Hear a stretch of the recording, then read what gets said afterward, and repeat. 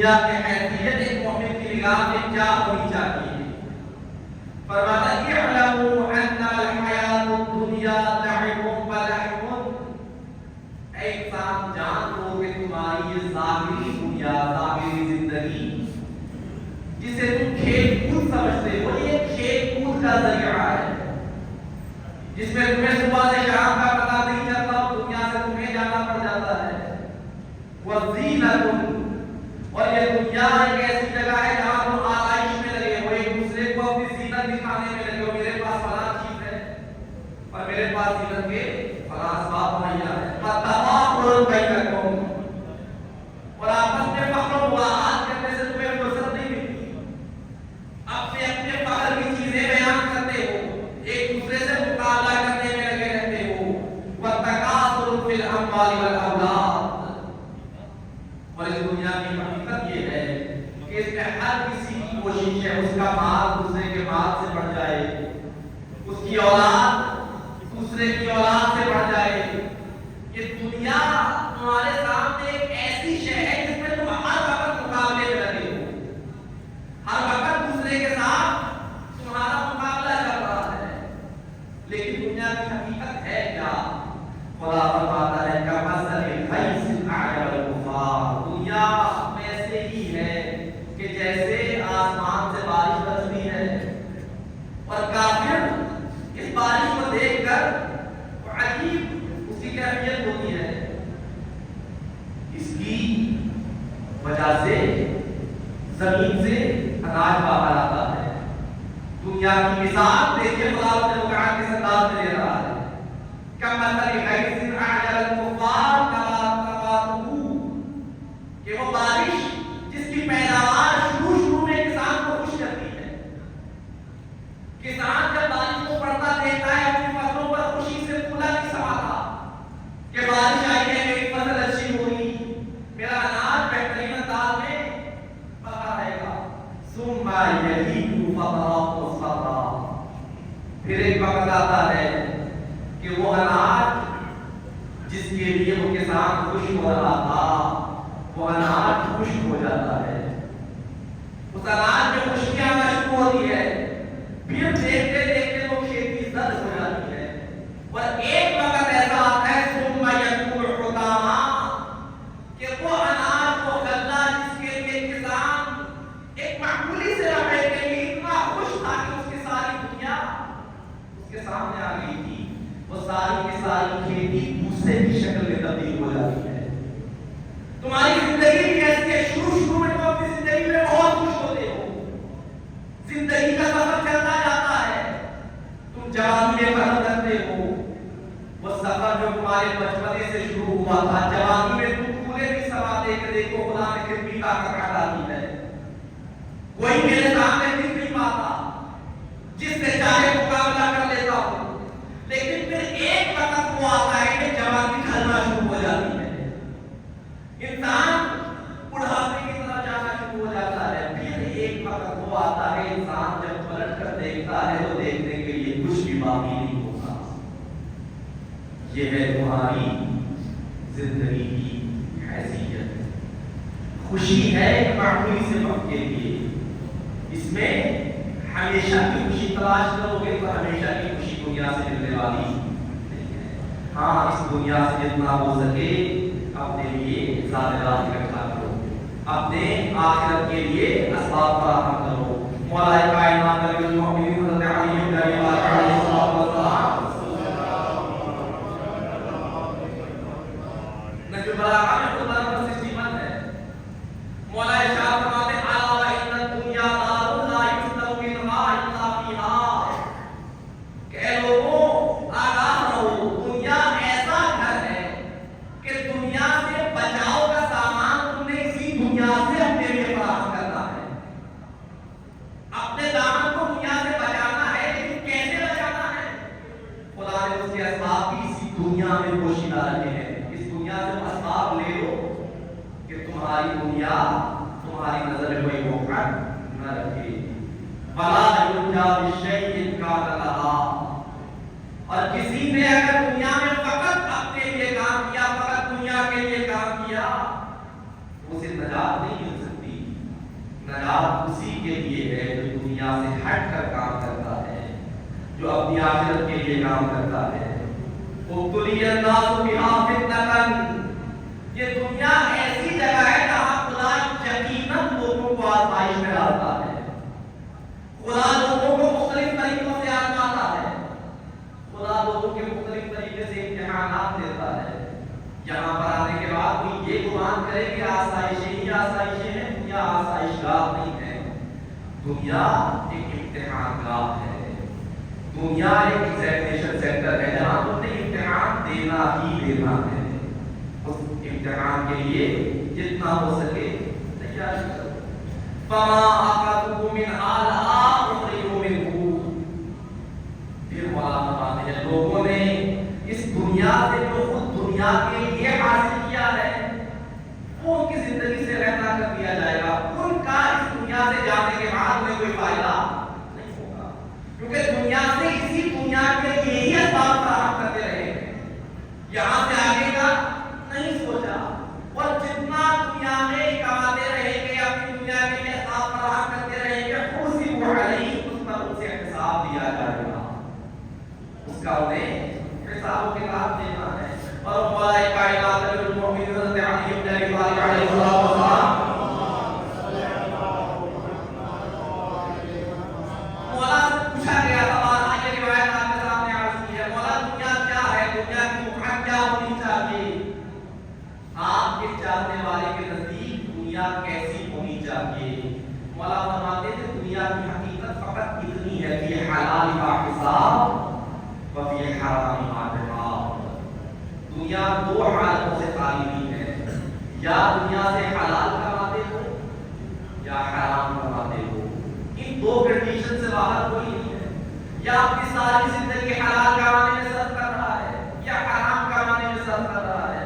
مولا فرماتے ہیں یہ مت سمجھنا فقط حرام کا تم نے حساب دینا ہے، دنیا ایسی جگہ ہے کہ حلال کا حساب، جہاں سے جتنا حلال کماؤ گے اس کا بھی خدا کی بارگاہ میں حساب دینا ہے، خدا کی بارگاہ میں جا کے اسے بھی جسٹیفائی کرنا ہے کہ میں نے اس انداز میں حلال کمایا اور اس حلال کمائی کو کہاں کہاں خرچ کیا۔ اب یہ حرام کے حساب، اور حرام کا فقط حساب نہیں ہے، حرام کے اوپر عقاب ہے، حرام کے اوپر سزا ہے، حساب و کتاب ہے حلال کمائی کے اوپر۔ تو یہ دنیا ایک مومن کی نگاہ میں فقط اتنی ہونی چاہیے کہ اس دنیا میں اپنی مختصر سی زندگی کو گزارے، اور ایسی زندگی کے لیے کہ جو لامتناہی زندگی ہے، جو کبھی ختم نہ ہونے والی زندگی ہے، اس کے لیے اسباب فراہم کرے۔ درود پڑھیں محمد و آل محمد۔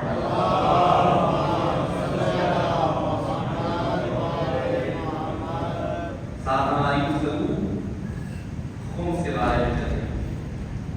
آپ کے اذان سے ہمارا اصل موضوع کی بات ہے کہ خمس کس کس شے پر واجب ہے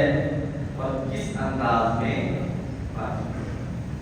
عرض کیا تھا 7 چیزیں ایسی ہیں جن پر انسان نے خمس ادا کرنا ہوتا ہے، ان میں سے پہلی چیز تھی جس میں تقریباً 90% مومنین خمس ادا کرنے کے پابند ہوتے ہیں، ادا کریں یا نہ کریں ہر کسی کا اپنے آپ کو پتہ ہے، لیکن ہمارا جو یقین ہے مومن وہ ہے جو خمس ادا کرتا ہے۔ کوئی مومن ایسا نہیں ہو سکتا کہ زہرا کا اولاد زہرا کا حق اپنی گردن پہ رکھے۔ پہلی چیز تھی کاروبار کا منافع، انسان کی جو سیونگز ہے اس کے اوپر، جتنی سیونگز ہے خرچے کے اوپر نہیں ہے، بچت کے اوپر 5واں حصہ بطور خمس ادا کرنا ہے۔ اور یہ عرض کیا تھا بچت یہ نہیں میٹر کرتا کہ کتنی بچت ہے، تھوڑی ہے یا زیادہ ہے، جتنی بچت ہے اس کے اوپر 5واں حصہ بطور خمس ادا کرنا ضروری ہے۔ خمس ادا کرنے کی کیفیت انشاءاللہ اس کے بارے میں گفتگو ہوگی۔ دوسری چیز جس کے اوپر خمس ادا کرنا ضروری ہے وہ ہے معدنی کھادیں۔ یہ ہمارے جیسے لوگوں کے ساتھ اکثریت کا واسطہ نہیں ہے، وَإِلَّا ایک مسئلہ فقہی ہے۔ یہ معدنی کانیں جو ہے، نمک کی کان کہتے ہیں، سونے کی کان ہے، چاندی کی کان ہے، لوہے یہ جتنے بھی ذخائر ہیں یہ اصالتاً امام کا مال ہے، ان کا مالک کوئی نہیں ہے۔ ہاں اس وقت گورنمنٹ کے قبضے میں ہو سکتی ہے، لیکن اصالتاً یہ تمام چیزیں ملکیت ہے ہمارے وقت کے امام کی، کوئی ان کا مالک نہیں بن سکتا۔ آج کل تو ایسا ممکن نہیں ہے بھائی، اللہ اگر ایسی کوئی کام ہے کہ اس کا کوئی ظاہری طور پر کسی کے کنٹرول میں نہیں ہے، انسان وہاں سے کوئی چیز نکالتا ہے تو اس کو استعمال کرنے سے پہلے بھی خمس ادا کرنا ضروری ہے، بغیر خمس ادا کے استعمال نہیں کیا جا سکتا۔ تیسری شے کہ جس کے اوپر خمس ادا کرنا ضروری ہے، گڑا ہوا دفینہ ہے، جو زمین میں دفن کیا ہوا ہوتا ہے اور وہ کسی کو مل جائے، اس کا بھی خمس ادا کرنا ضروری ہے۔ اب یہ ایسا نہیں ہے کہ آپ اپنی زمین میں کوئی شے دفن کریں، میں جا کے نکال کے خمس دے کے استعمال کروں، ایسا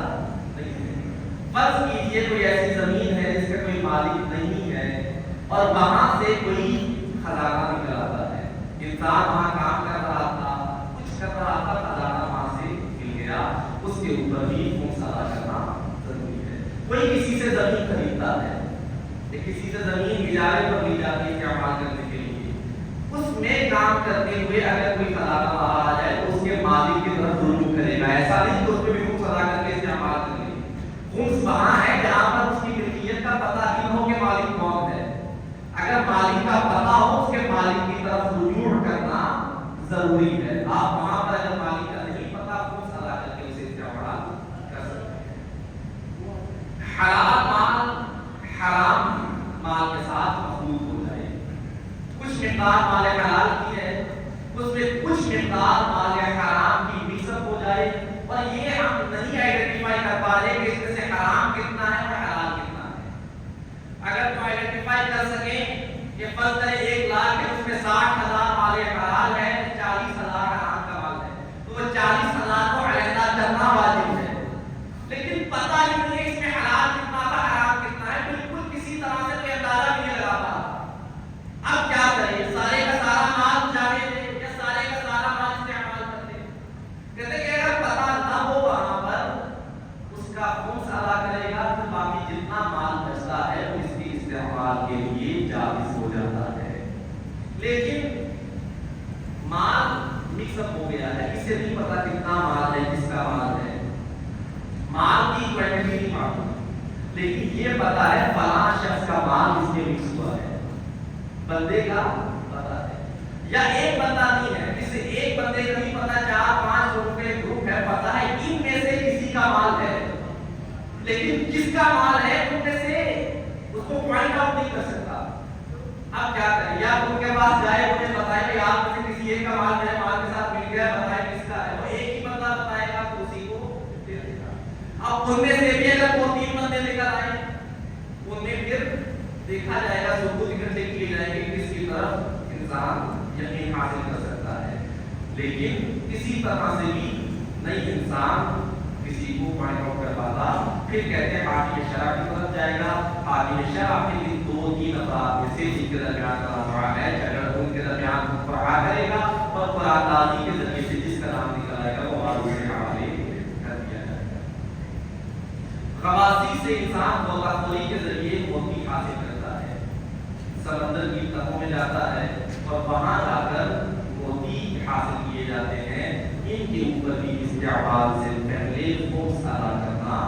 ضروری ہے، کیونکہ یہ بھی انسان کے منافع میں آتے ہیں، یہ انسان اس کا خود سے مالک نہیں ہے، یہ خدا تعالی کی ملکیت میں سے اسے عطا کیا جاتا ہے، اس کے اوپر بھی خمس ادا کرنا ضروری ہے۔ اور مال غنیمت ہے، آج کل کے دور میں یہ بھی پیش کیا جاتا ہے۔ مال غنیمت وہ مال ہے جو امام معصوم یا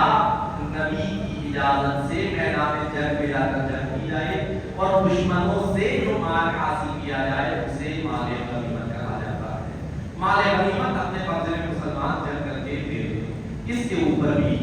استعمال کرنے سے پہلے، آپس میں تقسیم کرنے سے پہلے خمس ادا کرنا ضروری ہے۔ خمس ادا کیے بغیر انہیں بھی استعمال نہیں کیا جا سکتا۔ یہ وہ اشیاء ہیں جن کے اوپر انسان نے اگر کسی کیٹیگری میں ہوا کرتا ہے خمس ادا کرتا ہے، اگر خمس ادا نہیں کرتا تو ان کا استعمال انسان کے لیے جائز نہیں ہے۔ इंसान पर खुम्स वाजिब हो गया, इंसान खुम्स अदा करना चाहता है, खुम्स अदा करने का तरीका क्या होना चाहिए और जो खुम्स अदा करेगा वो पहुंचाना कहाँ है, इसके ऊपर इंशाअल्लाह अल्लाह जिंदगी अता की तौफीक़ात खुदा शामिल आमदनी अगली नशिस्त में अगले पार्ट मुबारक गुफ्तगू होगी कि खुम्स को आपने कैलकुलेट किस अंदाज में करना है और वो खुम्स आपने किन मुस्तरीकीन तक आप पहुंचा सकते हैं, उनसे कितने माल में आप खुद तसर्रुफ कर सकते हैं और कौन सा माल है जिसे आप बिल्कुल छेड़ ही नहीं सकते। दुरूद पढ़िए मोहम्मद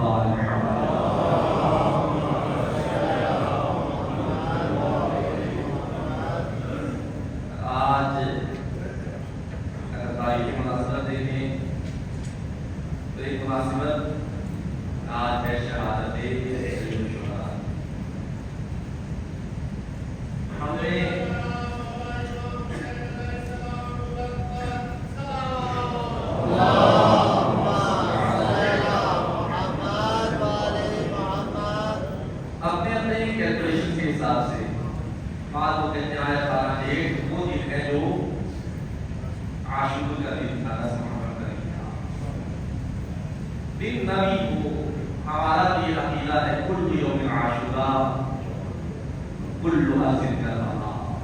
आशूर के बाद हर दिन आशूर का दिन है और हर जगह इंसान करबला को आबाद कर सकता है। सैयद शुहदा का जिक्र किसी दिन का मुहताज नहीं है, सैयद शुहदा का जिक्र किसी वक्त का मुहताज नहीं है। इंसान जब चाहे सैयद शुहदा पे गिरजा करे। इमाम जाफर सादिक अलैहिस्सलाम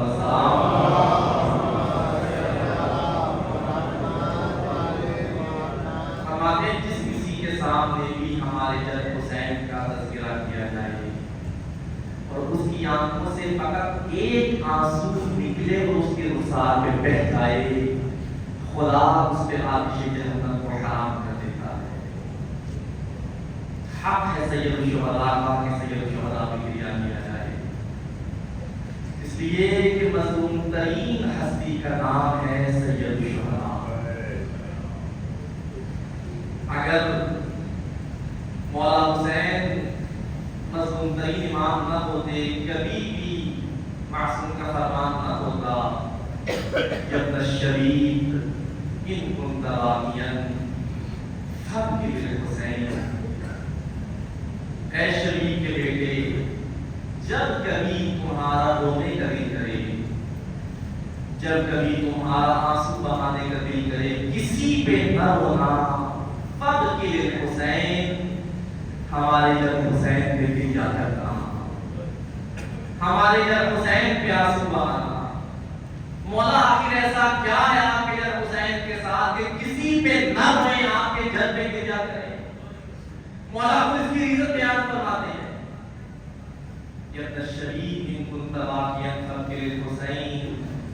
अल्लज़ी ज़ुबिहा का ज़ुबिहल कब्श। इसलिए हमारे जद में गिरजा करो कि हमारे जद को ऐसे ज़िबा किया गया जैसे किसी जानवर को ज़िबा किया जाता है। आए ना जरा मौला से पूछे, मौला आप अपने जद की मज़लूमियत का किसी और के साथ मुआवजा करवाते, मौला किसी और के साथ से समझा देते। मौला हमने तो ये कानून देखा है इस शरीयत मुहम्मदी में, जब भी किसी जानवर को ज़िबा किया जाता है, प्यासा ज़िबा नहीं किया जाता।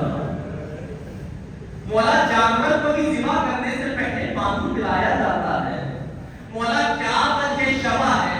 कि आपने अपने जद की शहादत को जानवर के ज़िबा करने से तशबीह दी।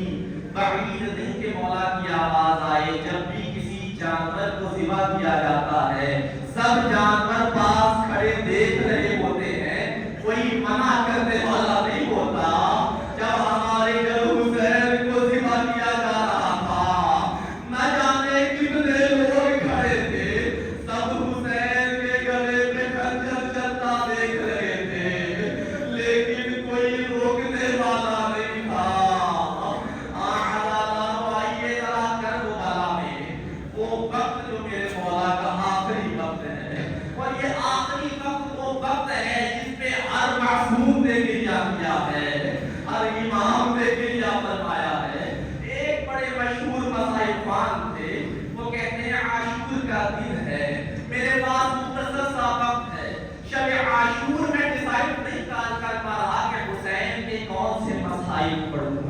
इमाम हुसैन की कौन सी मजलूमियत पढ़ के पुरसा दूं, मैं फैसला नहीं कर पा रहा था। इसी कश्मकश के अपने बिस्तर पे लेटा और मेरी आंखें बंद हो गई। मैंने आलम ख्वाब में क्या देखा, आलम ख्वाब में हुसैन की दुखियारी माँ आती है और फरमाती है मसाइब अगर फैसला नहीं कर पा रहा, हाँ हुसैन की माँ तेरी मदद करती है। अगर हुसैन के मसाइब पढ़ना चाहता है, कल हुसैन का आखिरी विदा पढ़ के हमें पुरसा देगा।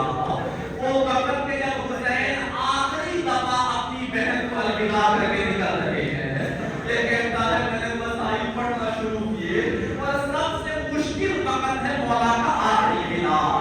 मौला आए हैं उस कहने में जिस कहने में हुसैन की बहन ज़ैनब कुबरा मौजूद है। ज़ैनब से विदा किया और किस अंदाज में विदा किया तफसील में जाने का वक्त नहीं है। जब विदा करके निकलने लगे हैं ना, ज़ैनब ने हुसैन को रोका है, भैया हुसैन जरा कुछ लम्हों के लिए रुक जाओ, मुझे अम्मा ज़हरा की एक वसीयत पे अमल करना है, मुझे अपनी अम्मा की वसीयत पे अमल करने की इजाजत दे दो। इजाजत दी और कहा बहन ज़ैनब अम्मा की कैसी वसीयत थी।